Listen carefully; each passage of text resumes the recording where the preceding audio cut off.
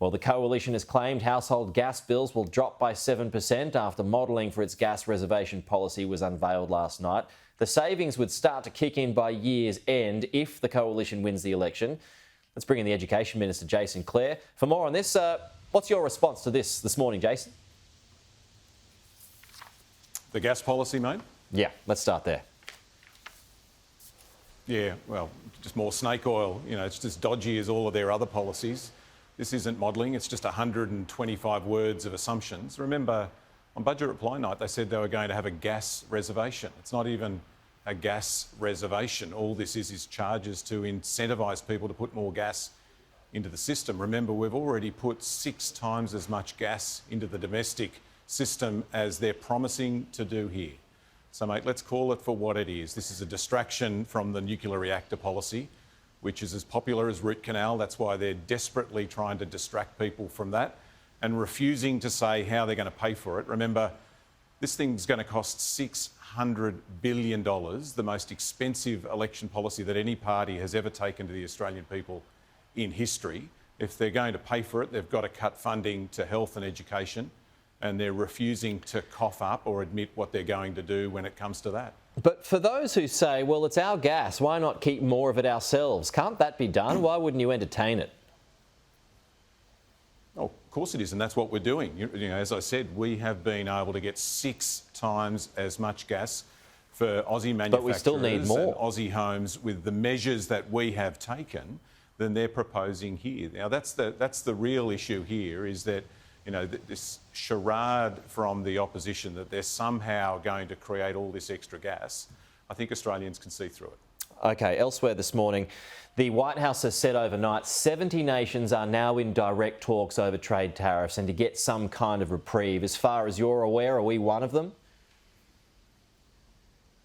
Well, you know, the problem here is tit-for-tat trade war, everybody loses. And I just hope that there's a bit of common sense here. What Donald Trump has done in imposing tariffs on Australia is just flat out wrong. He says they're reciprocal tariffs. Well, as the Prime Minister said last week, we don't impose tariffs on US goods coming to Australia, so those tariffs should be zero. They're not the sort of actions of a friend. And so we will continue to take every step that we responsibly can to make that case to the United States. But I tell you what, we're not prepared to trade off, and that is Australian medicine, the cost of Australian medicine at the pharmacist. That's not on the table and never will be under a Labor government. OK, but as far as you're aware, and perhaps these are questions for others, but are we getting any closer to getting a reprieve? Are we one of those 70 nations that are making headway towards getting some kind of reduction?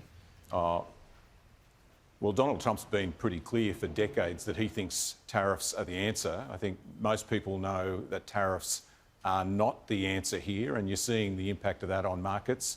I think the fear of all reasonable people around the world is that a tit-for-tat trade war just means that everybody loses. You know, you increase tariffs, it means fewer goods are sold, it means fewer jobs all around the world. That's why I hope that common sense prevails here. It's why the Treasurer is bringing together the head of the Reserve Bank today, as well as the regulators and the banks, to have a look at making sure all of the settings are in the right place. That's what a mature, sensible, calm government does.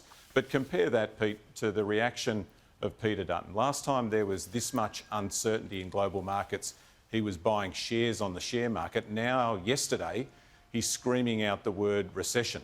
The last thing that Australians need at the moment is to roll the dice with somebody who talks like that. Do you think we'll go to a recession? The last thing that we need, of course not, and that's not what Treasury is predicting.